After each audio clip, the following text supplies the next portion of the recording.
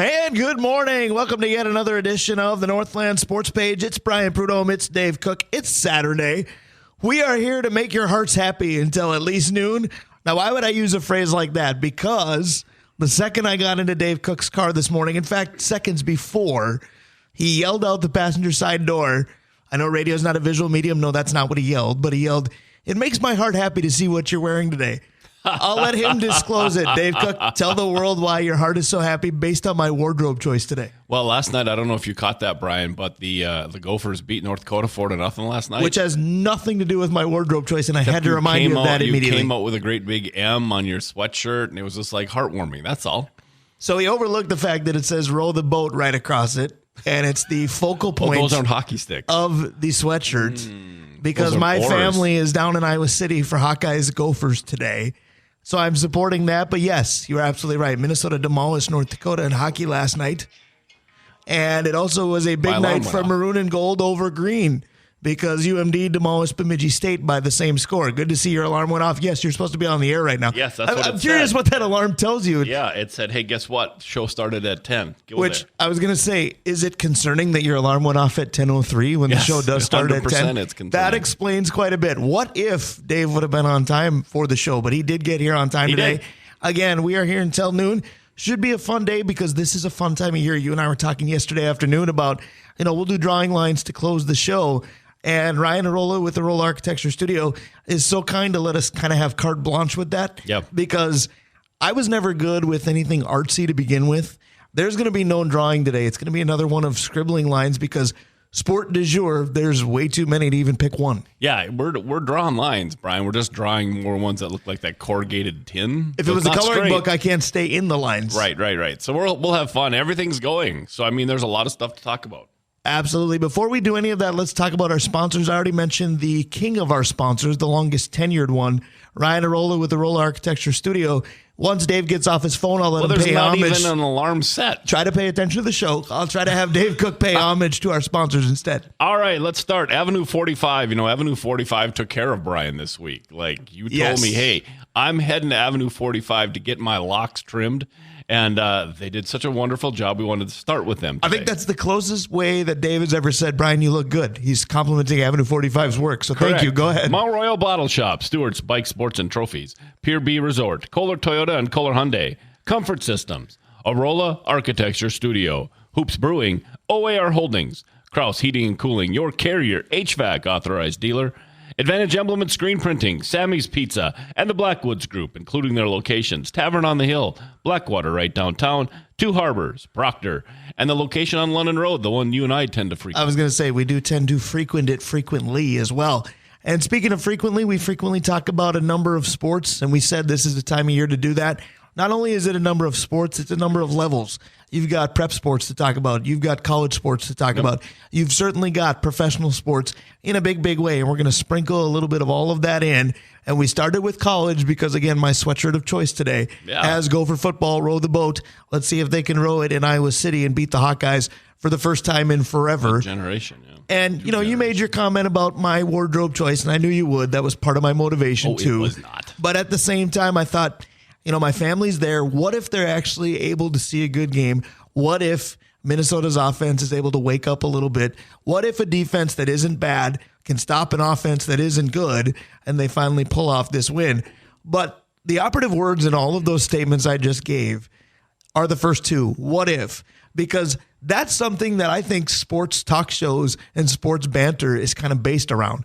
Because everything that happens in sports, you usually end up concluding it with what if this, what if that. 100%. And I think we've talked about this for years. And I think back to my dad's favorite holiday phrase, if ifs and buts were candies and nuts, we'd all have a Merry Christmas. But what if is so prevalent in sports, and especially in Minnesota sports. So it's actually a series we're going to start for about the next month. Yeah, nope, it'll be fun. We're going to what if all of our franchises. We've had all these moments where Minnesota sports fans have their hearts ripped out over and over again. Right. It's it is why we act like we act. So we thought we'd bring a few of those up. Absolutely. And as much as I love coming up with great ideas for opening topics, I can't fully take individual credit for this at all because I found it by watching a decade by decade 8-part documentary on the Minnesota Vikings and kind of the trials and tribulations of the Minnesota Vikings. It's on YouTube. If you're interested, get in touch with me. I'll tell you how to find it. May even put it on our Twitter account or our X account if that's what you prefer. But at the same time, here's the part of it that kind of stunk. I found it because I had seen banter about it from two individuals in our area that thrive on Viking misery. So I was sick of them talking about it, and it was like, all right, I'll watch it. Maybe it'll be therapeutic. But that's the other thing. If you thrive on Viking misery, you've been thriving for a while. Well, it's tough to do what ifs on the super positive stuff. You know, what if they would have taken somebody instead of Adrian Peterson? Well, no, we won that one. So right. We don't want to do that. We did actually come out smelling like a rose on that one, but I don't want to talk about what things have smelled like here recently.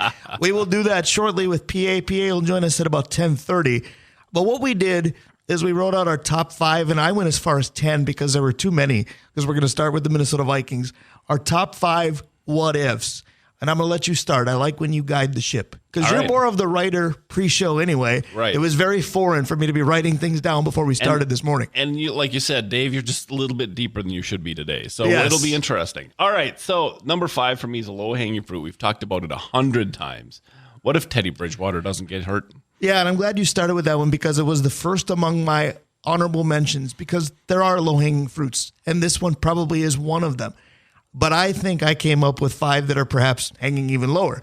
So it was number 6 for me, so it's a good place to start because it is the most current. Now, Teddy's been gone a while. You can say, what do you mean current?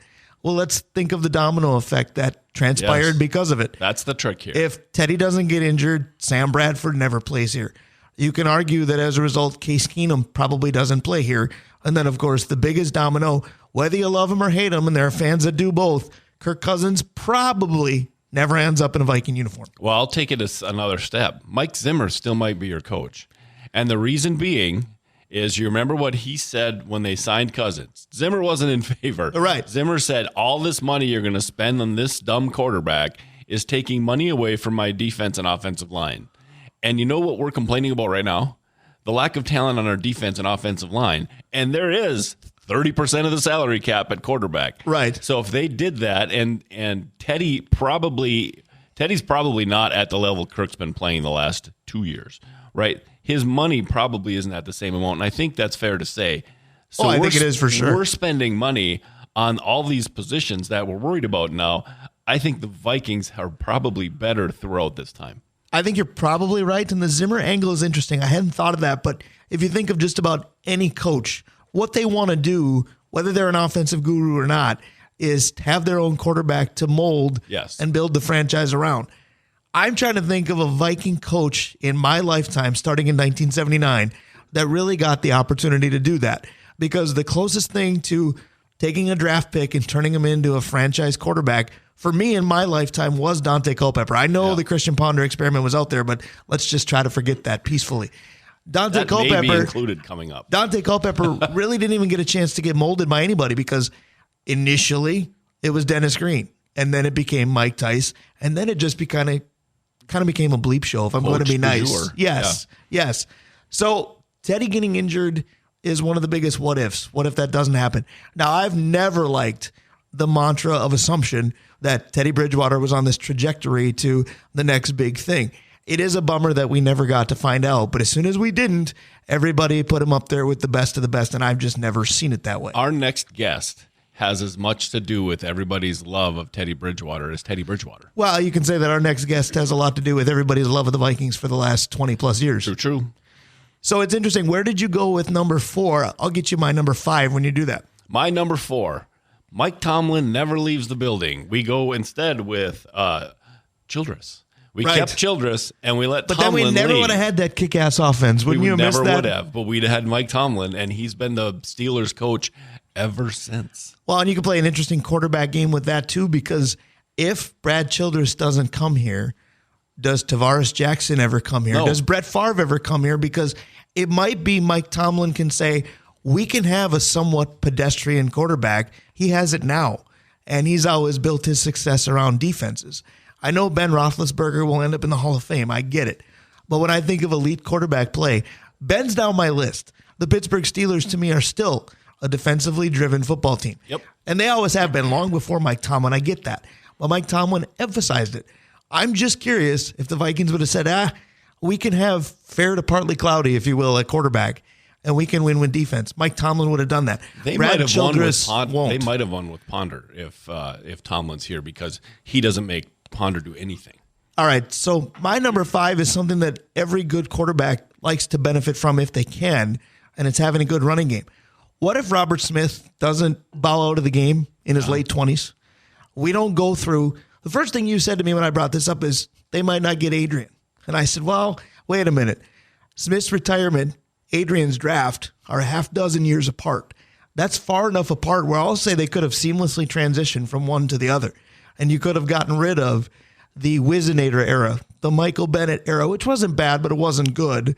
And, whatever was in between. I think there was a year Chester. where Mo Williams led them in rushing prior to that. Yep, Taylor was in there the year before. But they would never have been in a slot to get Adrian, I guess is my point. They would have been better if Robert Smith hadn't retired. In fact, they might have been really good in there. Well, that is the biggest question. You're never in a slot to draft Adrian Peterson, but guess what? It shouldn't be on your wish list to be there. Correct. So that is the interesting part. My number 4, just to catch back up, is what if Corey Stringer basically, to put it bluntly, doesn't die? What if the Corey Stringer tragedy doesn't happen? What if he plays out a double-digit year career, mainly in purple?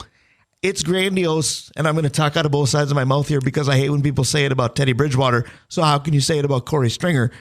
But what if he's on that trajectory, which it looked like he was, to a Hall of Fame level career? Yep. You talked about how much we, whine about, to put it FCC allowed, with our offensive line. Corey Stringer in that group was some of the best we've ever had. Mm-hmm. When Corey Stringer left, it obviously went down a bit, but the emotional toll on Randy Moss, on Chris Carter, on that entire team. See, and I've told you my favorite podcast is a podcast called The Fork in Time. And it says when a specific thing happens, what ends up happening and when does it come back together, right, to the timeline.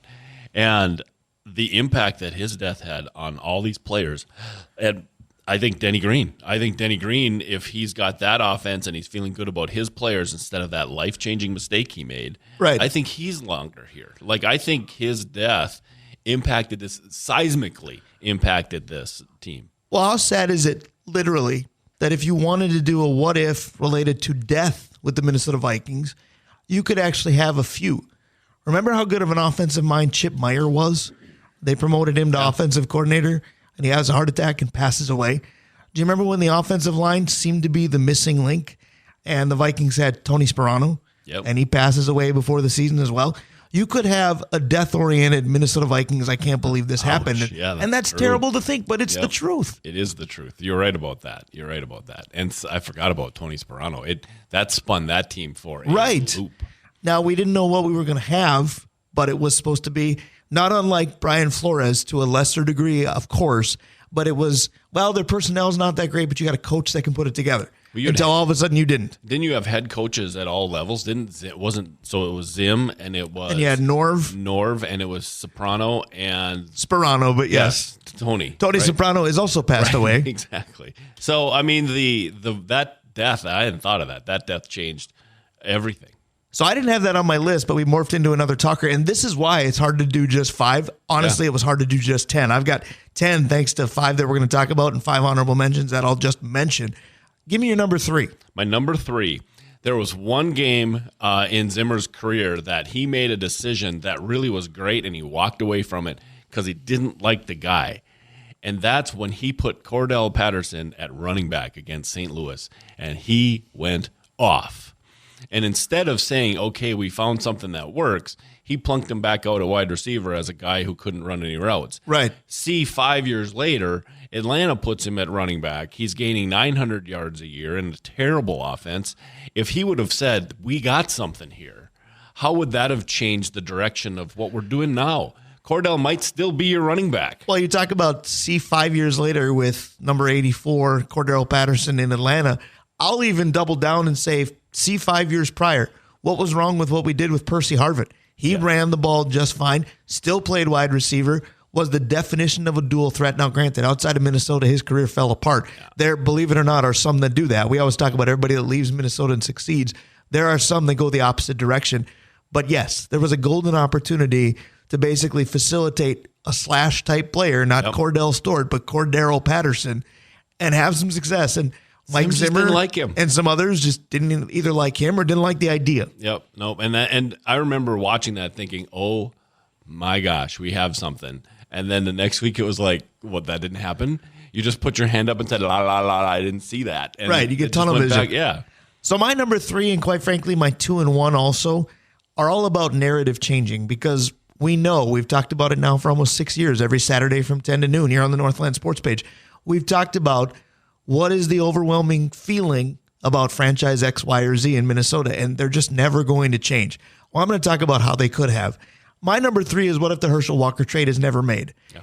And I look at it and I say, well, am I really that upset with them for making it? No, we've talked about that many times. You looked at those teams in that era, and they were a running game away from Herschel supposedly being ridiculously good. Yep. And the running back in that era that everybody wanted, we thought, was Herschel Walker, and it just didn't work. Now you could go deeper and say, well, what if Bob Schnelker could run him north-south instead of east-west? You might have seen a different version of Herschel Walker. What if the Green Bay game was a taste of what was to come rather than an anomaly in the rest of his purple career? But then I think the narrative changes, because if the Herschel trade isn't made, maybe the Dow will continue to be a laughingstock for a decade instead of build a Super Bowl dynasty out of it. And then maybe there's a little less consternation over every transaction that the Vikings make, period. Now, I know we're I didn't think about that. That's good. I know we're in a difficult era now. I know you and I talked about on the way here, the trust in Kwesi Adolfo-Mensah, from the fan base at least, really isn't there. So I know it's still going to be under a microscope. But we're talking like back to 1989 to present day. Nothing's changed. Yeah. Anytime they deal, sign, or draft anyone, did we either just give somebody the next coming of Herschel Walker, miss out on something, and have it end up be like Herschel Walker? Every transaction this team tries, just like every game, we're waiting for the other shoe to drop. That might be the best take. Let's just call her a day. Thank you. I'm done. We'll see you next Saturday. Yep. Well, so my next one, Brian, is illness related. Okay. All right. So thank you. I have a cold today. We drafted 3 defensive linemen in about 5 years that could have been something, right? And I'm talking about Kadechi Udeze. Yeah. We're talking about Erasmus James. Right. And we're talking about Sharif Floyd. Erasmus James was supposed to teach me to like Wisconsin. The first round draft picks that were spent on those guys, Udeze looked like he was going to be a guy, and then he comes down with cancer. Right. Erasmus James, while maybe not all that interested in the sport, and it turned out long term that he wasn't, but if he doesn't blow his knee in preseason, you remember who was drafted in the second round, right? Or maybe a first round pick, Greenway. Like Erasmus James was the first guy, Greenway was the second guy, and Udeze was the year before. So all of a sudden you'd have 2 pillar defensive ends, and you had the linebacker who is going to in the Vikings Hall of Fame, right? But you have to think about, if we didn't have Chad, where would our friend of the show be? Who, by the way, I didn't call today because it is Iowa, Minnesota, and I just didn't want to hear Hawkeye bragging ahead of schedule. Go ahead. And then Sharif Floyd was the third of the picks. Right. With Cordell. Is he still on the injured list? That's the only time I ever saw Sharif Floyd. Cordell and the Hitman. That was your first round. And everybody thought going into the draft that Sharif Floyd was a top 5 guy, and he was the first time I ever heard him draft short arms, right? And so he pushed all the way back. So when we got him in the mid-20s, it was like, oh my God, we got a guy. And he played really well when he played, and then he got injured, and it was just gone. Think about the depth that we would have had at defensive line with 2 solid edges who would be close to their retirement, and a stud defensive tackle if they just could have stayed healthy. I'm glad you went that route, because the draft is a topic all its own, and I have to be careful even saying that to you, because I know how big of a nookie-blanky event it is for you, and it's an eye-roll event for me, and I'm working on it because more and more people tell me you need to try to enjoy this, and okay, I'll try my darndest, but you kept it in-house with how drafts ended up. Because we've overdone the what if they would have drafted Curse? What if they would have drafted Sapp? You can play that game forever and ever. And every team. And who you missed out on. Absolutely, we can play that game. But you went with how things ended up, which I think we're going to start doing now with the Lewis Scene group and what have you. And we'll see what this year's group does with Blackman. Addison is okay, but we need something beyond the first round pick. But again, the jury's still out on that one. The jury's come back with we're guilty of doing some wrong with the year before. So that's interesting with the draft, because you could make an entire topic on that, because we have. My number 2 continues with narrative changing. The 98 team, I don't care what anybody says, was probably the most fun, because they just were killing everybody. And it just invented the reemergence of the deep pass. Not only was it a play, it was something we leaned on, and it burned us eventually. But if Gary Anderson makes that field goal, they're up 10 with 2 minutes to go. Now I know any seasoned Vikings fan is still playing out, well, how could they have choked that one away? And they still probably could have. But if he makes that kick, or because I've defended Gary ever since, if Robert Griffith hangs on to an interception that goes right through his midsection, the moral of the story is they win that game. Do they win the Super Bowl over Denver? I don't know. I think so. I think they blow them out. I hope so. But the narrative certainly changes because even if they don't win the Super Bowl, you've still got a goose egg in that column, and now you're 0-5. But you've made it since January of 1977. You still haven't. I just think everything changes if that goes through. That's the lowest of the low-hanging fruit to me, but it came in at number 2 for me. What did you have at 2? Well, it's also how we view kickers. Like, it would have changed how Minnesotans view kickers. Well, and plus there's about 7 or 8 elements to that game itself that you can talk about, which, by the way, that YouTube documentary I brought up earlier, they do. And newsflash, a couple of them showed up in my honorable mention too, but go ahead. All right, so hang on to this one. Sit down. I need you to pay attention. I am sitting. All right, so I have no alarms on my phone, so I am paying attention. 2011, the end of Leslie Frazier, right? So wait, didn't he make the playoffs with us in 12? The 2011 team really was the beginning of the end, right? Okay. Because we were 2-12 going into week 15. It was abysmal, right? Adrian gets hurt in this game. We go ahead and beat Washington in a game we had no business winning. We finished the season 3-13, which brings us to the draft. And 3-13, we draft third. We trade and fleece Cleveland. They drafted the running back from Alabama who never did anything, and we got Matt Khalil. Trent Richardson? It was. Me. We got Matt Khalil, and Matt Khalil was good for 2 years. Yep. Right? And then terrible, nothing in between. If we lose that game against Washington, right, a meaningless game with a coach who's, kind of on his last breath, it was a lousy season to be a Vikings fan. If we lose that game, we are choosing Andrew Luck first overall. Yeah, I do think And if we're second, it's RG3, second overall. We have our quarterback solved. I do think if the Suck for Luck campaign would have worked out for the Vikings, it's a very different idea. I'm not sure if we have the years crossed up because I completely thought that Leslie Frazier was the coach of the Vikings when AP almost had the rushing record. And he may be, and they made it to the playoffs. Year. That's and 12. I thought the year they knocked off Washington in the lost season, Favre was still the QB, which would have been 10, but I'm not sure. Somebody can Google that and come up with it for us. But Suck for Luck would have been nice. Collapse for Caleb is a mantra now, so it's amazing how many of these are timely anyway. So I think that's a great point. I'm going to go to my number 1, and then we'll end the segment before we get to Dave Hoops and Paul Allen. Dave Hoops will be 10:45. Paul Allen will be 10:30. But I'm going to end the segment with, I think, what would have been the most obvious narrative changer out there. And even for me, who was born in 79, which means it was 2 years after the Vikings even made their last Super Bowl appearance. But my number 1, Dave, simply has, if the Vikings would have won as much as one of the 4 Super Bowls they've appeared in. Now, still, if you were 1-3, that would have been interesting because it's still not a great record. You're dancing, so you must have got something right. But I'll still say Leslie Frazier was still the coach. But I got the year right. So I was also right. Yep. But at the same time, I think if you're 1-3 at minimum in those Super Bowls, it just changes everything about this franchise because it's amazing to me how many franchises I know in my heart the Vikings are better than overall. But that team has a Super Bowl appearance or a Super Bowl win, so they're automatically elevated. Are we still miserable? Kind of, but to a much lesser degree. What about just the one Super Bowl being the first one? So if they beat Hank Stram's team, and they should have, by the way. Right, that's the one they should have gotten out of any of them. If they win that one and the attitude changes a little bit to Wintersville, USA, instead of, okay, well, we lost that one, but we got to get back. Nobody get too high up, nobody get too low, and then they go into those other Super Bowls, and they don't get too high, they don't get too low, and they're just like, there's no expectation of winning. They didn't expect they would lose, right? But there's no, we are going to win this one. If they win that first one, does the arrogance level work? That's interesting because for me, I look at it the way I look at the Twins. Because you and I were certainly alive when they won 2 World Series. There is certainly a large faction of Twins fans that weren't around for that. So they look at the Twins and they think, okay, postseason, we just don't do that. But you can learn from those older than you and go, I remember when they were very good and they did this and they did this and it was great. Now, there are Vikings fans that are older than you and I both that can still talk about those prior Super Bowls and the Purple People Eaters in greater detail than we can. But for me, the Purple People Eaters was more or less just a song that I heard a lot. I know who they are. I know plenty about the legacy, the tradition, what have you, but I never got to watch them play.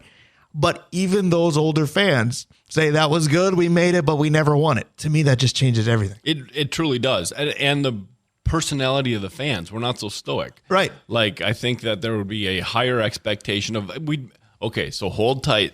We would be a little bit more like Green Bay was before Favre. I love that you just said that because that's what I was about to say. I was waiting for you to finish, and that was going to be my point. Because my elementary school years, when I first got interested in NFL football, the Green Bay Packers were our rival. But newsflash, the Green Bay Packers were awful. Bad.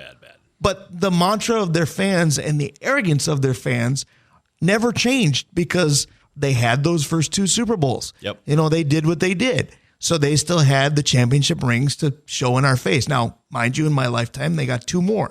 Favre got 1, Rodgers got 1. So yes, they have an embarrassment of riches by comparison. But it was weird to me that this team that was annually in the cellar in the NFC Central back then was telling me how much better they were than my favorite team. And I was like, well, when was this? Yeah, exactly. So a Super Bowl trophy changes things. Yeah. But then to compare it again to the Twins, maybe it doesn't, because I know that the Twins-Brewers rivalry is not the same. They're not even in the same league anymore. But I love to say, how many World Series titles you got? Well, it had been so long ago, no one cares anymore. How come Minnesota doesn't get to play by these rules? Yeah, right. The NFL's king, that's why. I do think you're right, though. I think if we win one of those, it changes the narrative of Minnesota. It just does. Right. The funny part about this is there's probably about 70 that we didn't come up with. 100%. Because you could play this forever. So I'm going to read you the ones that made my honorable mention. You tell me what you think. Number 10, Love Boat Never Happens. How long is Mike Tice here? True. And, I mean, he's already really loved by the fans. Imagine if that wouldn't have happened and his history, his legacy would have been different.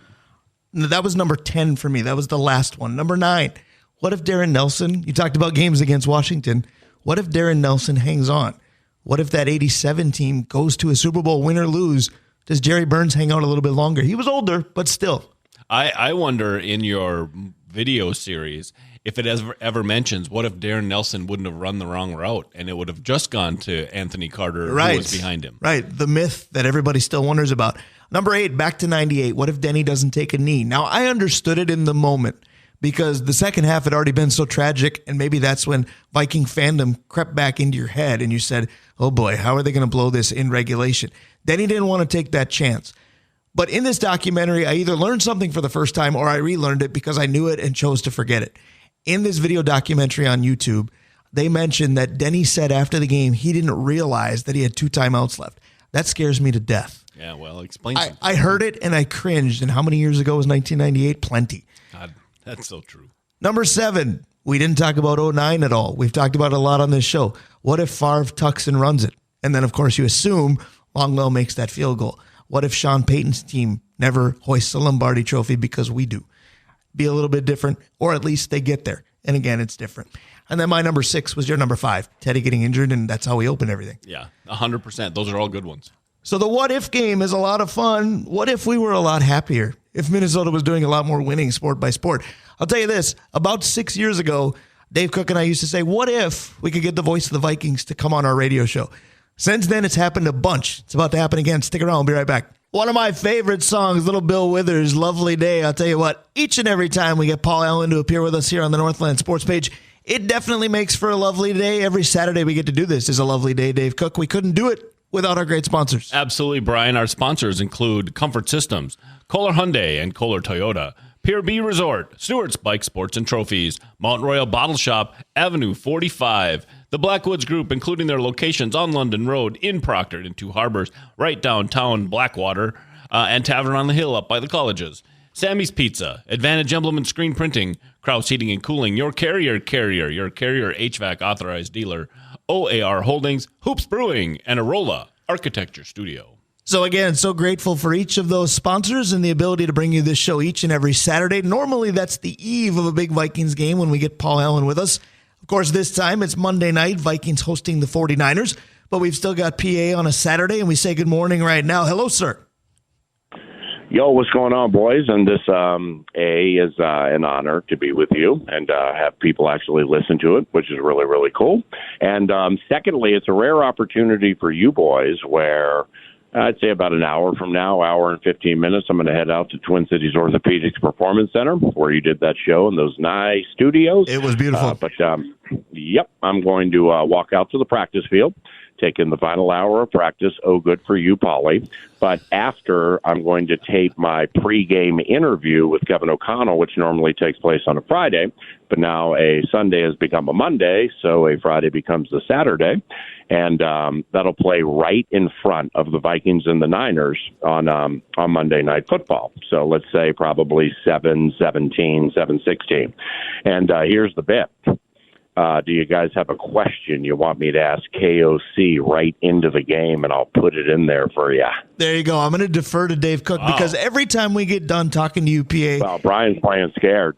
No, I'm not. I've got Brian's questions. Playing scared. Yes, he is. I've got questions certainly, but I'm going to tell you this. Speaking of All right, scared, well, give me a question. I mean, I don't know if you've ever heard it or you know how it goes, but we're acting like we are right in front of the game. So therefore, like personally speaking, I don't think Deebo Samuel is going to play in this game Monday night. All right. I also don't think McCaffrey's going to play, but I think McCaffrey might be a little closer than I thought yesterday.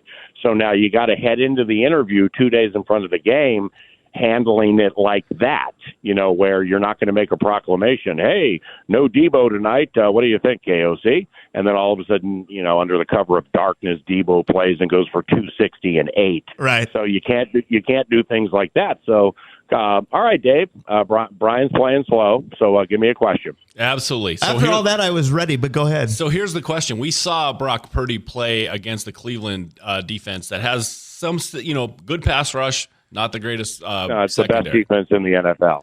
The question is, how can the Vikings take advantage of what we saw out of Brock Purdy this week, what we saw last week? Is there any?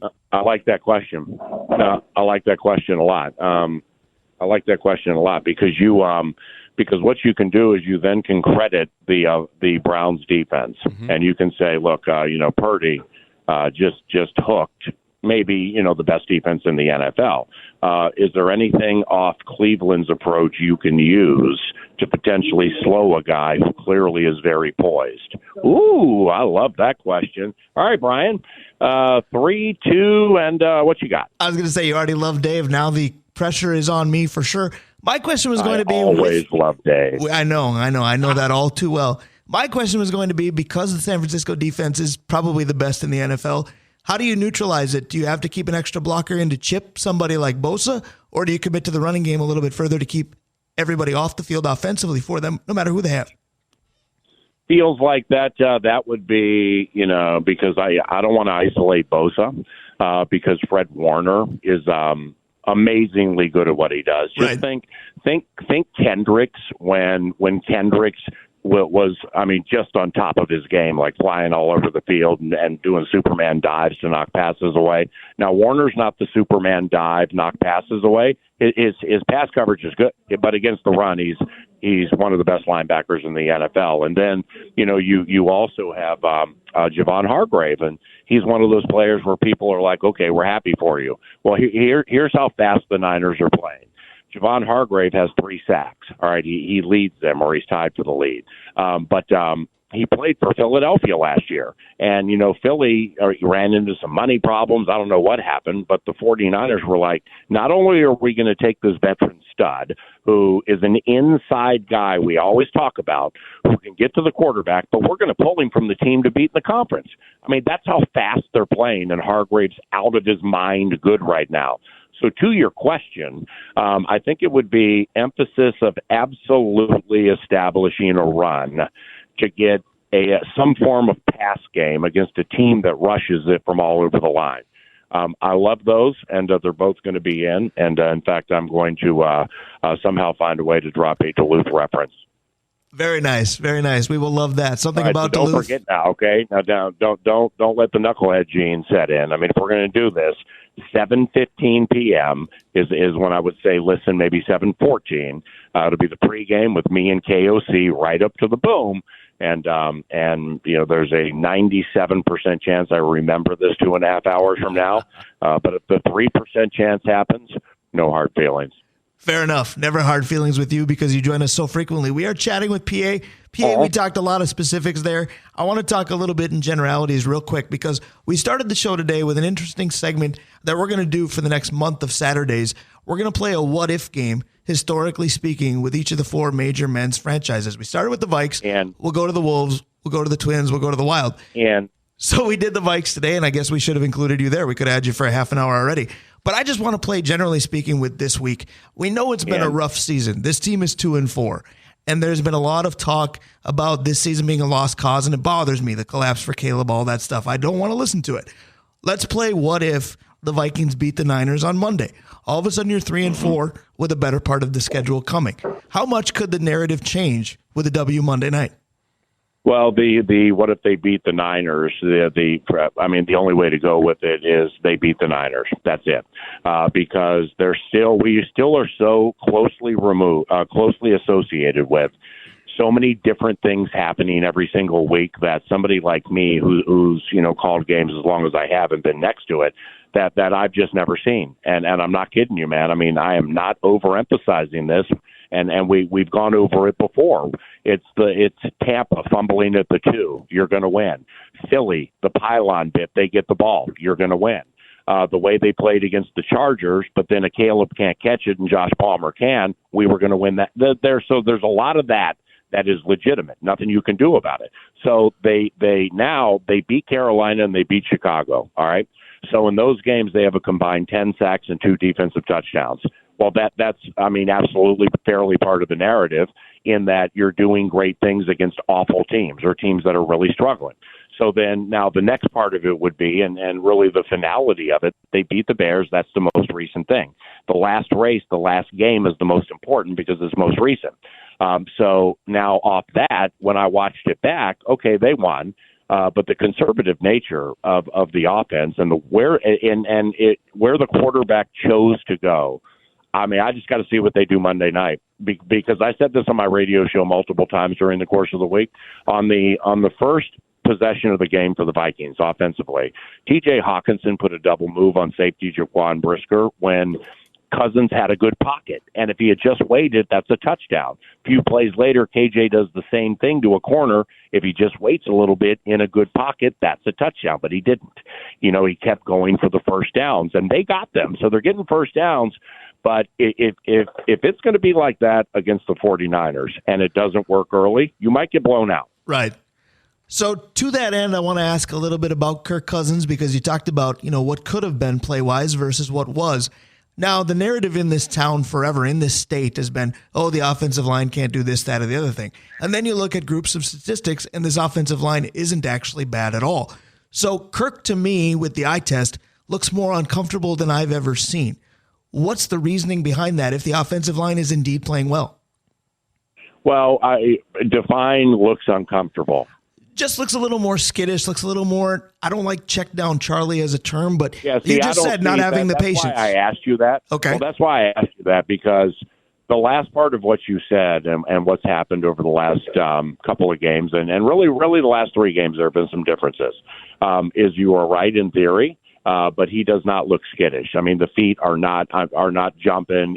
We've seen that before, man. It was 2018, right? And he was throwing it to the other team, and it was going the wrong way, if you know what I mean. Yes. But the last part of it is off the examples I gave you, and it's when you have to watch this thing back if you really want to formulate the right opinion on this, and because you got there whether you're watching it back or not. There are just guys wiggling open who if you wait, they're there. But really, who's going to complain loudly about Cousins throwing for first downs and missing some touchdowns potentially when you've been hit 85 times or whatever over the last 2 years? Agreed. And I mean, whether it's Netflix, we're watching it live or hearing about it. I mean, to a man, everybody knows he takes the hardest and most hits of any quarterback in the NFL, and he keeps coming back doing his best to give you 303. So it's really difficult to get after a guy like that. I agree, except for Dave Cook. We know that we did a call-in show last week, Time for Two More, that we do after Vikings Fan Line here in Duluth, and we've got fans that need to be a little more cerebral about it because they do get after Kirk. Go ahead. It's just so strange. It is. And anyways, I mean, you have to like him, but come on. Anyways, but it depends on what you're getting after. I mean, now when you're quarterback, it's like and off what you just said, people comment at certain things. I wouldn't know what those things were. However, there is a new narrative that absolutely is in play with the Minnesota Vikings and Kirk Cousins, and the fact you let your quarterback head into the season to potentially become an unrestricted free agent. Well, that changes everything. Yep. Because that gives people an absolute right to be like, you know what? They're 2-4. If they keep losing, then copyright Dan Cole the Common Man. If you're going to be bad, be biblically bad. Okay, or if you're going to be good, get hot, get yourself in an NFC that is murky, man. Lots of teams with 3 wins, so you can lose to the Niners, rattle off 4 in a row, and you're probably a playoff team. Right. So look at it that way too. But it's a fair narrative to look at a deep quarterback class with a bunch of good ones everybody knows about, even casual fans like me, and say that yes, he's a good quarterback. Yes, he does this. Yes, he does that. But you know what? I have the right to want a Jalen Hurts. I have the right to want somebody who can run around outside of the pocket and throw. People have that right. Now, when you still had 2 years and $70 million left on a deal, it was a stupid conversation because it just doesn't work that way. But when somebody's set to become unrestricted and a super good quarterback class is on the horizon, hell yeah, that opinion has a lot of merit. Yeah, that's very well said. Go ahead, Dave. Yeah, so it's kind of piggybacking on this a little bit. So it sounds like Dalton Risner is going to start this week. The question I have is his reputation is that he's a really good pass blocker. And so does the professionalism, the reputation, does that, when he steps in, will that change Cousins' point of view at all? Not like actively writing it down, but does having that pro in front of you make a difference? No, not really. And here's why is whether Dalton was qualified with Denver as an elite road grading run guy or an unbelievable pass protector, it's going to be different here because the offense is different and the players around him are different. So, there are going to be new things to morph from him that are going to be some hopefully really good and, some might not be as great as people like. But nevertheless, with what you're saying, Austin Schlotman did a pretty good job at center, but right before Bradbury came back, he finally settled in to a really good synergy between him and the quarterback and the other offensive lineman. Well, see, that's like one underrated thing that Bradbury does really well is he gets things set up so fast because he's so smart and he's done it so long that helps Cousins when he's looking at the linebacker and all that kind of stuff. So you hit on a really cool point because synergy like that between the guards and the center is super important. But with Risner, there's going to be a feeling out process, specifically if he plays a lot of plays.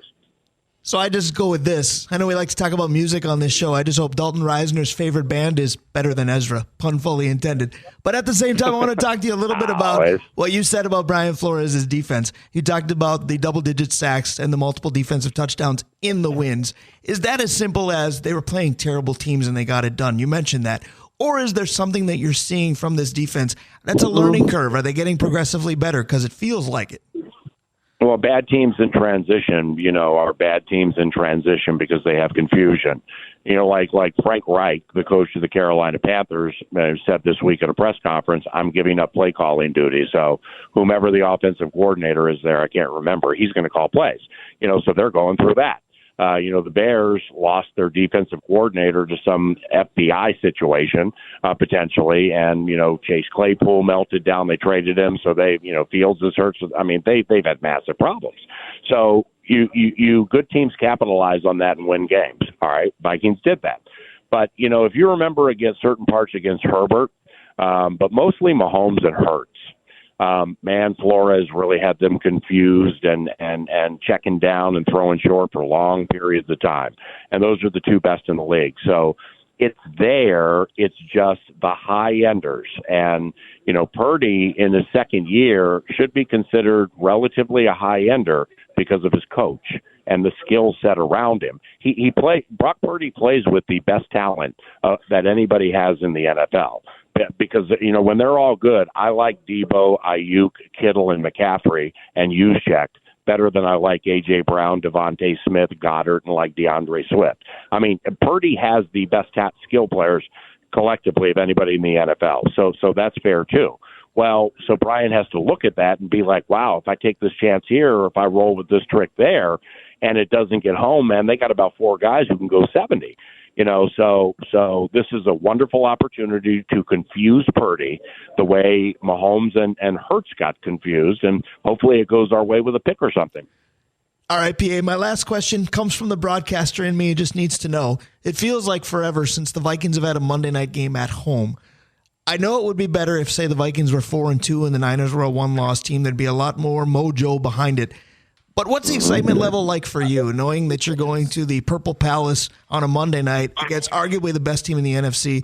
This should be a lot of fun if we can just get there emotionally. I imagine you're there. Well, yeah, I mean, it's an unbelievable honor. And when I get into the game call or praying with players before the game or chatting with people before the game, yeah, I mean, it's next level surreal, the blessing and the honor to do this job. But I mean, with to each into their own with their lives. It's like Sunday, I'm going to start thinking about 9 to noon on Monday, do that, get home, chill, make sure my voice is good, get down to the stadium, have that unbelievable time, call the game, and it's a standalone game, and it's early evening, but it's still the evening, so it might not be as poppy at times as an early game, and then 9 to noon on Tuesday morning, then KOC X's and O's tape on Tuesday. What's that going to be like if we lose? And just stuff like that. So I mean, it's just God gifted me in a way that compartmentalizing a lot of things like that is something I eventually can get to.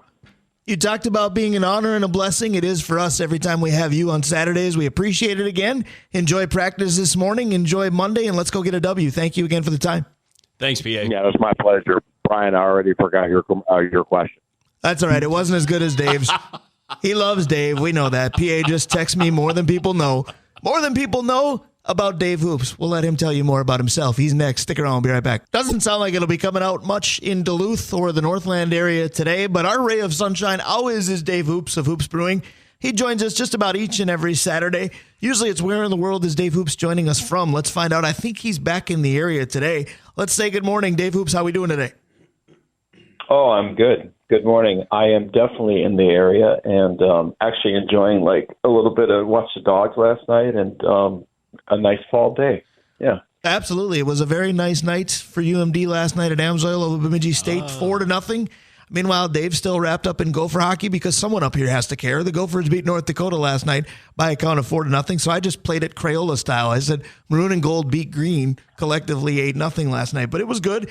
And I'm glad you talked about fall days because I said that to my wife upon exit. When you're leaving a hockey game, you usually wait for that wind to just slap you. And the trip out to the parking lot is very, very cold, and it really wasn't last night. So this is a time of year that I love, and it's a time of year that we love in sports because there's so much going on. Dave Hoops, I know you eat that up. Oh, it's the best. And of course, you guys didn't talk about it much, but it's been a great show so far. But last night's baseball games were epic. Neither series is captivating, but last night was one of the better baseball nights in a long time. So let's see what happens tonight. Yeah, that's going to be interesting. Game. I'm going to have that come up a little bit, probably during buy or sell in the second hour, because there is some good baseball going on. It's just one of those things where when the Twins bowed out, I think a lot of people did as well. But Dave Hoops, I don't think I've asked you this. Who do you got over who's left? I know Houston is on the verge. Philadelphia looks like the team of destiny again in the National League. Are we headed for that type of rematch? Because all the parity in baseball, we could be going down that road of lather, rinse, repeat. We could, and it looks like that. But I think it's going to be the Rangers in Philly, and I think we'll have a Game 7 on that, the first part, and that'll be fun. Philly's the team that I'm rooting for because they're the funnest to watch, really the most fun. But you never know. In Houston, this has to end sooner or later, but they're too good. I was going to say we're all tired of it, but they're clutch. What can you do? We're all tired of it, but they keep getting it done. All these players that, are they past their prime or not? Well, we know what their prime was like, and they find it again in October. That's the story of the whole thing. So a baseball question from me. It's time for Dave Cook's great questions. He's ready to go already today. All right, Dave, you want to start with sports? You want to start with non-sports? let's go non-sports. All right. So last night, Dana and I sat down and turned on the Disney Channel, and Disney has a quick short about this is their 100th year. Yeah. Right? I And watched it yesterday. It was on really a cool thing. It was on TikTok. I watched the whole thing. Here's the question for you. Who's your favorite Disney character? Like, Of all it's such time? a big question. Yeah. But that was the question after watching that. Was like, well, who's the best? That's tough. I can tell you the most memorable because I was afraid of some of the villains in a lot of them, but Dave Hoops, go first. Well, is Emilio Estevez a Disney character? Oh, Can my go with gosh. Coach? That's can I take ironic. It's tough to argue with Because that. you turned non-sports into a sports answer. You went Gordon Bombay on it. Go ahead. Yeah, I guess that you got to go with it. That's my pick. Yep. I feel like the one I relate to most now is Winnie the Pooh because he would just look in the mirror, look Eeyore. at his belly and go, okay, this is who I am. I feel like I do that every day. I don't feel like I'm Eeyore really at all. If Dave thinks that, I really got to look in the mirror and change my ways a little bit. My favorite, boy, that's tough. I'm going to use another one that I relate to a little bit. Sometimes I wear a hat backwards, and I do tend to say I look a lot like Dumbo when I do that because it's just nose and ears. But I really liked Dumbo. I'm going with that one. How about Dumbo's a good one? Yeah, no, I chewed on this one a lot. Dana finally looked at me and said, yeah, you're almost Gaston. And I'm like, no, that's not cool. I don't want to be Gaston. I have to think of somebody that's really cool. And truthfully, I came up with a few, but I do like the answer of Tigger. All right, yeah, that's a good one. I don't have the speed to be Tigger at all. What's your next question today for Dave Hoops? So we had some sports over the last week that, to say the least, we walked out and said, goodness gracious, with a little bit of discipline, this team wins, right? So, guys, where does discipline in sports lie if you think about the other keys to success we talked about, attitude, availability, talent? Where does discipline lie in that, on that pie of blame? I don't know what you'd call it. Well, I think it's obviously, it's top five. The great players already are blessed with discipline in their makeup, their genes. Just look at Jordan. But if you were watching hockey the other night, I saw Jack Hughes beat 3 guys to win a game in OT, which if you talk about discipline, that's a really young guy who believes in himself, but he also has the skill set to, with discipline and skill, go by 3 guys. And you have to just go again with talent, which, belies discipline. How about that? I agree with what Dave Hoops is saying. Based on the examples you gave, Dave Cook, I'm going to put it third because I'm going to say you have to literally have talent available as the first 2. You need talent, you need them available, but then you better be disciplined because we've seen available talent do some great things and you go, boy, this team is going to beat the doors off everyone. And then they become undisciplined. And we always talk about any level of sport. You're in big trouble when your toughest opponent is you. Yeah. The opponent you're up against is always going to be a problem. You add yourself in there. And to borrow a line from Adrian from Rocky, you can't win if you do undisciplined play. So I was thinking about this, and the guy that came to mind was Vontez Burfict. Okay. Because what did he have? The old Bengal. He had ridiculous talent, right? I mean, he was an NFL linebacker who wasn't drafted because of other parts. His attitude, tough guy football player, right? He was a really good guy to have on your team because he was the first guy off the bus because he was scary, right? Was he available? Always. He was always healthy. Why isn't he in the Hall of Fame? Discipline. Right. Because that guy thought it was the thing to do to go headhunting, and he went headhunting all the time. 15 yards, 15 yards, 15 yards. That Bengal team with Andy Dalton had a lot of talent. Like, they could have gone places. They always ended up second because Vontez Burfict would get the wrong 15-yard penalty at the wrong time. It comes down to legacy. What do people remember about you, whether they're fans or people affiliated with the sport and people that make Hall of Fame type decisions? Because you look at Dennis Rodman. Was Dennis Rodman weird and in trouble a lot? Absolutely, yes. But if you ask, what do you remember about him? Number 1 might still be his hair. But number 2 is his ability to get any rebound and any loose ball you wanted him to get. Yep. That's why he's still a Hall of Fame caliber player and somebody like Burfict isn't. Dave Hoops, do you mind if I throw in a real quick third bonus question? This one comes from me based on my experience last night. Are you ready? Yeah. All right. Cool. So last night I sat at Amsoil and I use handicap accessible seating because I've earned them. And last night the only seats they had left was the handicap accessible section right next to the UMD Pep Band, who does a great job. Their musical talent is tremendous. But I will say this. Tuesday night, Dave and I went to the Dropkick Murphys concert, so we were there to see a band. Last night, if you looked at my seat, you would have thought I was in a band. In fact, I tried to make my cane into a trombone, and my wife was not impressed. But I thought it was going to be a terrible place to sit because you weren't going to be able to hear anything except for the band. It turned out to be a wonderful seat and a wonderful night. What's the weirdest and surprisingly best seat you've ever had to watch a game? Me? That would have been during brewing school when I lived in Chicago. I was upset about it because I had a limited view seat at Wrigley next to a post. Yeah. But what happened is it ended up being an incredible seat because that game went 14 innings, and it's not a great answer because I was able to move down a couple seats from it. But it ended up being a segue into, Harry Carey sang twice that night. Yeah. They won in the 15th inning. I've talked about this before. I caught a foul ball. So that was good luck. A limited view, bad seat, good luck. That was the best. What about you, Dave Cook? I know you don't love in-person games. Most of the in-person games you do, you're working at. Yeah, well, and this is one of those because a few years ago I was asked to do a soccer game at Scholastica, and I was like, man, all right. And then went, and because of how I've always seen soccer, watching it on TV, it's like, oh, this is just dry, right?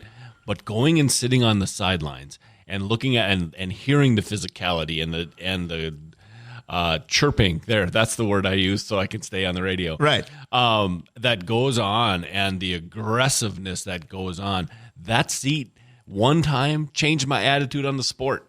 And I've got, this year I'm not able to do a lot of it, but I will always go back and announce soccer because the game on field level is ridiculous, and I never would have known that without that seat that day. Certainly gives you a different understanding of it. The only other thing similar that I had is I had to take a business trip once to Chicago for a job that I had years ago, and a game at Allstate Arena, DePaul was playing college men's basketball. And I looked up courtside seats, and they were dirt cheap, which should have raised an eyebrow to begin with. But I thought, hey, I'm staying at the hotel across the street. I'm going to go courtside to a Division I basketball game. Why not? And I wonder what the atmosphere is going to be like. Well, the answer was there was none. There were about 5 other people courtside. I think I've seen more at my Duluth East junior varsity basketball games than I'm the public address announcer for. So that was fun because I have about 8 pictures of the mascot sitting next to me because there was nobody else for the mascot to sit next to. So that was different. Speaking of mascots, I feel like I could be one for you at Hoops Brewing. Dave Hoops, tell us what's new in the brew hall. I read on social media there are cans available now. Good stuff. Yeah, well, we're selling 16-ounce cans as well as crawlers, and they're fun because we're putting like our flagships in those cans, and we've got the really fun label with our DJ Mo on the label, right. Aaron Molina, and he's got a great look. So that's going on, and then we're just a couple weeks away from starting our makers markets every Saturday, which a whole bunch of artisans come in and sell, during the day in the beer hall their wares. And that segues right into as soon as Bentleyville opens, we decorate the place. And I do love the season very much, like many. And, of course, we got a bunch of great beers. The next fruit beer is guava, and then after that it'll be cherry, $12.25. Yeah, man, I can't wait. Well, and there's all kinds of comments going on about driveway beer and Daisy's best. Driveway beer because it's a heartstring emotional beer, but Daisy's, which is also the same, is really it's my ode to celebration ale, my favorite beer from my favorite brewery, and of course made every year in my daughter's name for her birthday, and that segues into the holidays as well because that's going to be out in the market right away, like probably now. So there you go. A bunch of new beers on tap as well, including a brand new batch of Kellerweiss, which is our light German-style wheat beer, which is clear instead of hazy. That's excellent. It's always amazing how everything segues together. Last question. We're bumping you out with a song called Everyone's a Winner. Obviously, Monday night, not everyone can be. 2 teams that you have a bit of a local history with during your life. Niners, Vikings. Give me a score and give me a winner. I know you. I know you're picking the purple. 26-20 Vikes, and then PA was great, and he's right. We go there, we beat the Packers, and then all this talk is going to go away. Well, it never will. But yeah, let's win the game. They can do it. So I am right with you. Obviously, a winning effort by you again. I love this with you each and every Saturday. Let's do it again in a week, my friend. No, thanks, guys. Going to listen to the rest of the show. Go ahead and keep knocking it out of the park. All right, we appreciate it. Another baseball reference by Dave Hoops. We'll talk some baseball in hour 2, but right now we're going to continue the football train. Hour number 1 is done. When we come back, we got a monster of a coach. Stick around. We'll be right back.